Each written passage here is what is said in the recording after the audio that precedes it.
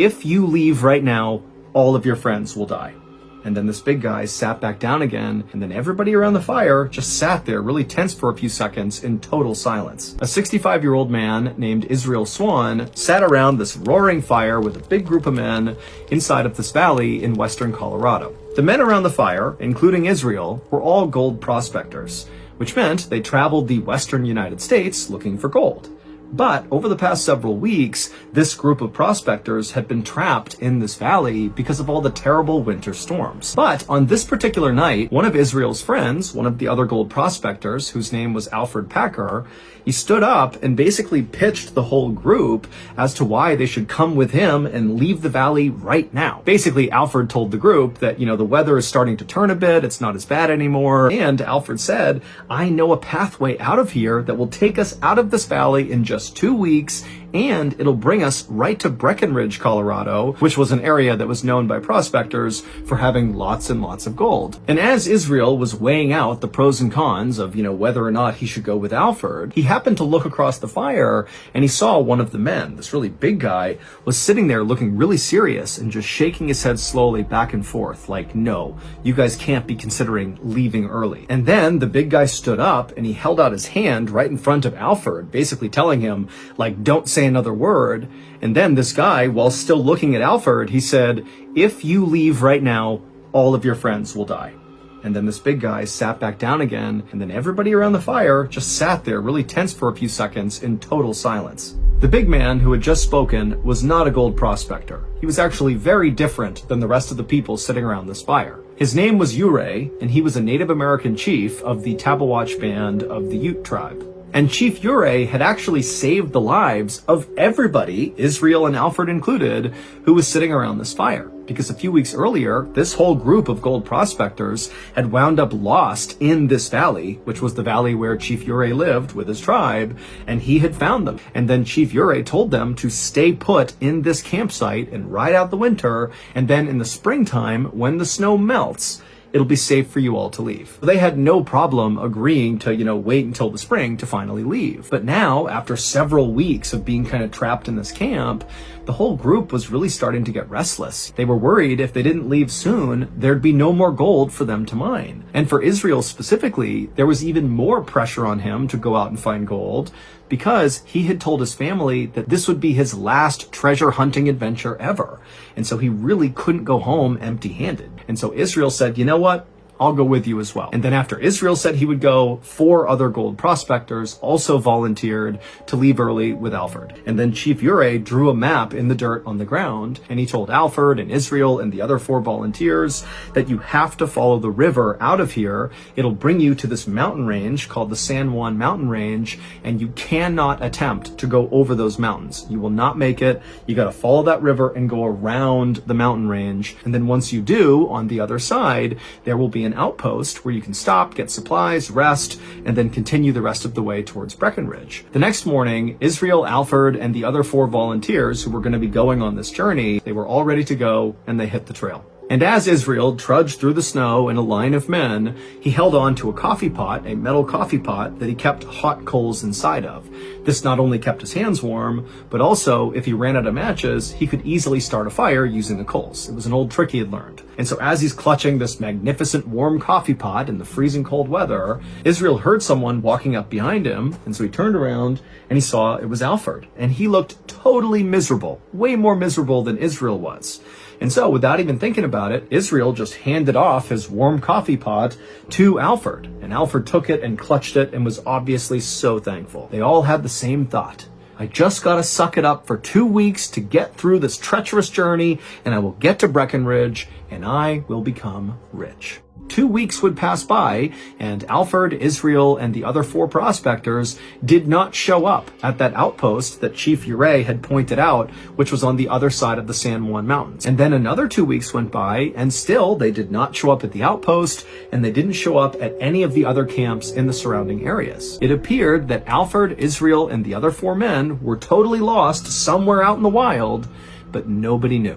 But that would all change roughly 2 months after Israel, Alfred, and the others had begun what was supposed to be a 2-week-long journey. That morning, a group of officials who manned the outpost that Israel and Alfred and the others were supposed to go to, they were having breakfast in one of the outpost's little log cabins. And as they're eating and talking to each other, suddenly from behind them, the door to the cabin flies open, and these officials, they turn around and they see standing in the doorway is this totally disheveled looking guy with long hair that's sticking up in the air and a huge bushy beard. And in one hand, he's got a rifle, and in the other hand, he's got a metal coffee pot.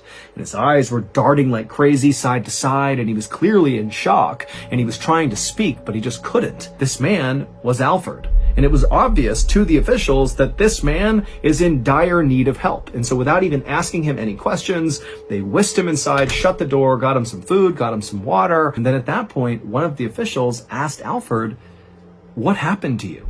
As soon as Alfred was asked this question, he shut his eyes and kind of grimaced, like even the thought of what had happened to him was just too painful to think about.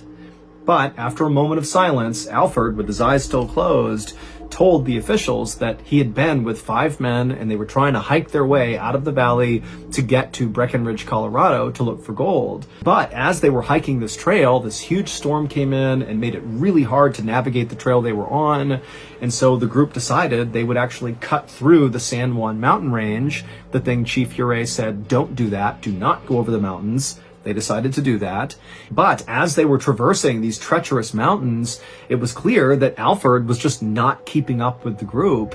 And so unfortunately, they made the decision to leave Alfred behind to die. And he knew he was being abandoned to die. And so he had to watch as his 5 friends, disappeared into the snow. But amazingly, Alfred did not die.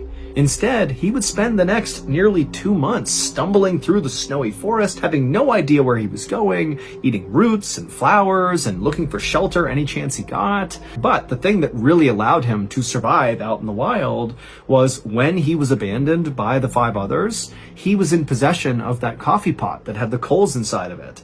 And so at night, he was able to start fires. And then also at one point, he was so hungry that he cooked his leather shoes in the fire and ate them. He was on the brink of death when he randomly stumbled into this outpost and found this cabin. After Alfred finished telling his story, the officials were just totally shocked and silent.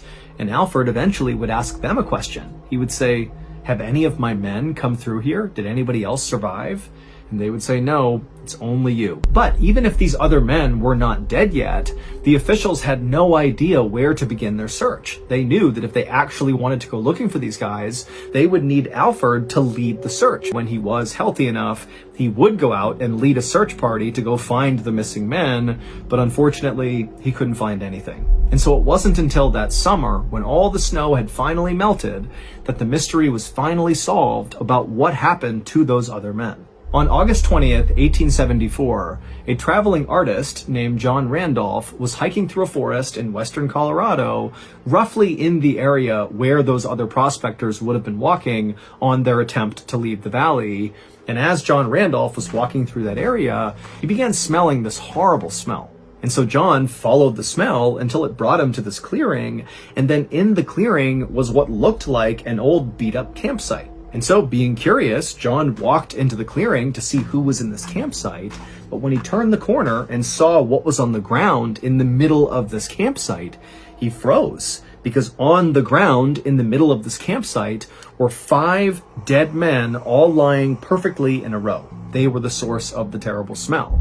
And right away, even though John was in shock from what he's seeing, he could tell that these 5 men did not die from something natural. One guy was missing his head altogether, and the other 4 had obvious signs of something being smashed really hard, probably repeatedly, into their heads. But that wasn't all. The other thing John immediately noticed is that the 5 bodies were in very different states of decay. 2 of the bodies were basically skeletons, but the other 3 were not. They were basically intact. Their chests had been cut and flayed open, but they all looked like they had died somewhat recently. In fact, one of the men looked so lively that it seemed like he was just sleeping, despite the gaping wound in his chest and his head that clearly indicated he was dead. He walked a little bit closer to the bodies, and when he got close enough, he noticed something else that was totally off about the scene.